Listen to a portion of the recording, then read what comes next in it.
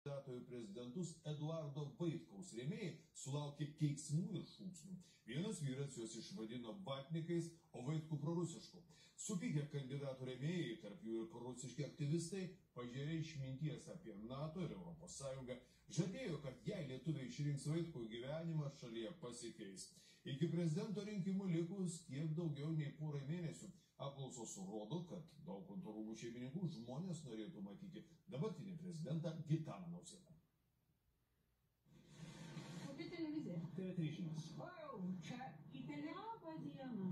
Mes vis tiek jūs pateiksit savaip. Šiltais sveikinimais TV3 žinia Šiauliuose pasitinka kandidato į prezidentus Eduardo Vaitkaus rinkiminis autobusiukas. Kaip sekasi rinkti parašus? Mažai dar. Normaliai, sekasi normaliai, žinokit, labai normaliai, išskyrus tai, kad reiškia yra trūduma.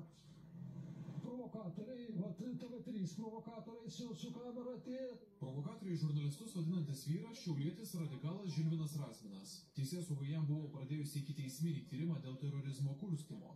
Tačiau vyras save žurnalistams pristato kiek kitaip. Disidentas. Vis dėlto paaiškėjo, kad Eduardo Vaitkaus rėmėjams žurnalistai taip netrukdo. Kiek šis pro šalį ėjęs vyras. Daug kad nepasirašytų žuruskio okupantą. Vaitkus yra prorusiškas. Nepatiko Vaitkaus rėmėjams savo nuomonę reiškinti šiaulietis. Nusprendė su juo pasikalbėti tolėliau. Ar mes esam teisiškai istorijai metų? Nepradėkit su savo teisinis, neteisinis, kaip mes teisinis. Galiausiai protmūšyje sudalyvauja abu vyrai. Kam priklauso Krymas? Kam priklauso Lietuva? Lietuviam priklauso. Krymas Ukrainai priklauso, ne? Ukrainai priklauso. Tada vyrai pradeda vienas kitai žydinėti. Aš nespausiu rankas vatnikai, kodėl aš vatnikai turiu rankas spausti? Tai jūs esat vatnikai? Ne, jūs vatnikas esate. Kol vyrai pešasi, į autobusiuką vienas po kito lipo žmonės pasirašyti už Eduardą Vaitkų. Mes Amerikoje jau pusiau Amerika mumis valdo. Dabar labai populiaru tas vaivorykštiniai, tai visi. Prieš tos mes esame šeima, mums reikalinga šeima.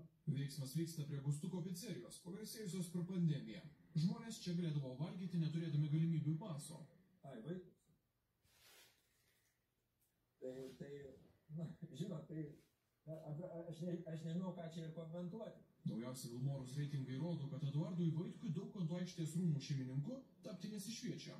Vasario viduryje už jį būtų balsavę mažiau nei 2 procentai rinkėjų. Tiesa, panašiai tiek pat, kiek už demokratų kandidatą į prezidentus Giedrimą Jeglinską. Aš nežinau, ką reikia valgyti ar ką vartoti, kad tu galvotum, kad tu gali laimėti. Šiuo metu 20 000 reikiamų parašų surinko tik 2 kandidatai – premjerė Ingrida Šimonytė ir Laisvės partijos kandidatas, buvęs Konstitucinio teismo pirmininkas Dainius Žalimas. Tuo metu dabartinis prezidentas Gitanas Nausėda 20 000 parašų elektroniniu būdu dar nesurinko.